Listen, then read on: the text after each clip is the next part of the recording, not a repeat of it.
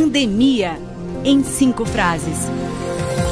A primeira frase: sempre acreditei pelo passado histórico que comunistas são seres alienados, sonsos, insensíveis e insensatos. Augusto Heleno, ministro-chefe do GSI, reagindo a uma crítica do governador Flávio Dino a Jair Bolsonaro. Olha, os adjetivos que o general Heleno encontrou para definir o típico comunista são os mais elogiosos que eu consegui encontrar. Porque na melhor das hipóteses o comunista é isso aí, alienado e insensato. Na pior das hipóteses, na mais provável, é mesmo um canalha. Olha, essa degustação que a gente está tendo de comunismo hoje no Brasil, ela está sendo muito positiva para as pessoas verem o que realmente é esse regime, né? Aonde você pode ser preso se sair na rua sem autorização, aonde o governo define quais negócios funcionam ou não funcionam, aonde a gente tem preços controlados, confisco de mercadorias de maneira explícita, e se você discorda do pensamento hegemônico, aquele que impera na grande maioria, você é considerado uma grande ameaça. Então, essa degustação, né, essa pequena aí pitada que nós estamos sentindo aí de comunismo aqui no país, infelizmente, está sendo muito positiva para a gente ver o que é esse regime que pode absolutamente destruir uma sociedade. A próxima frase: a população precisa ficar em casa para evitar a contaminação, disse Wallace Pereira, presidente da Associação de Moradores da Rocinha, mais uma favela carioca a ter casos confirmados. 4 casos só até agora, mas vai combinar com a turma que mora lá, né?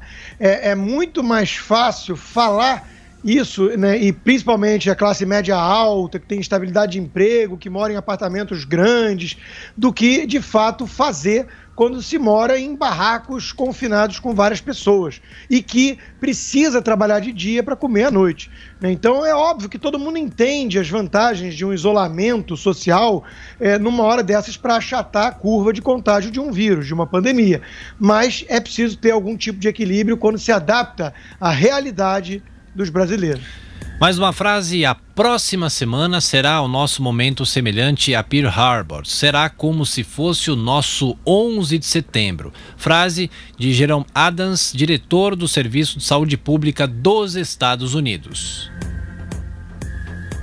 Olha, o ponto central nos Estados Unidos, aonde a pandemia mais cresce, é o estado de Nova York. E a boa notícia, pensando sempre da maneira positiva, é que no último dia 23 de março, o governador Andrew Cuomo solicitou uma quantidade significativa de cloroquina e hidroxicloroquina para começar todas as triagens, os testes necessários. Vamos estar na torcida para que isso dê certo e os Estados Unidos possam resolver de maneira rápida esse problema.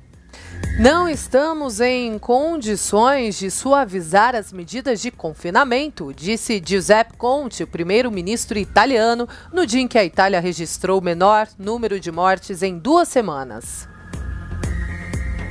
Olha, não estão mesmo, né? Mas as pessoas insistem em fazer uma comparação do Brasil com outros países, né? Eu queria só passar alguns dados aqui para o ouvinte da Rádio Jovem Pan para ele ter uma noção da dimensão do problema nos outros países. A Itália tem hoje 128.948 casos confirmados. Quase 22 mil pessoas se recuperaram e 15.887 mortes, né? Se comparado com o país, a gravidade da situação na Itália é muito superior. Então, eu concordo sim, lá não tem como a gente fazer nenhum tipo de afrouxamento das medidas de isolamento social. Mas aqui, eu insisto, há de se pensar.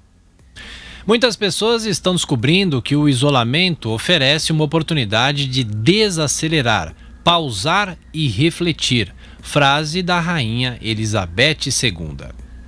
Pois é, a rainha que fez um discurso histórico de estadista, o 4º discurso a toda a nação, né, apenas, e é uma mensagem de otimismo, né, de que o povo britânico sairá mais forte disso, resoluto, vai aguentar o rojão, o sacrifício imposto por essa pandemia, né? E que também é isso aí, serve para refletirmos em relação a muitas coisas, muitos hábitos que a sociedade como um todo vinha adotando nessa era de tanto dinamismo, né? Tanta aceleração, e às vezes há crises que trazem, de alguma forma, oportunidade para reflexão. Pandemia, em 5 frases.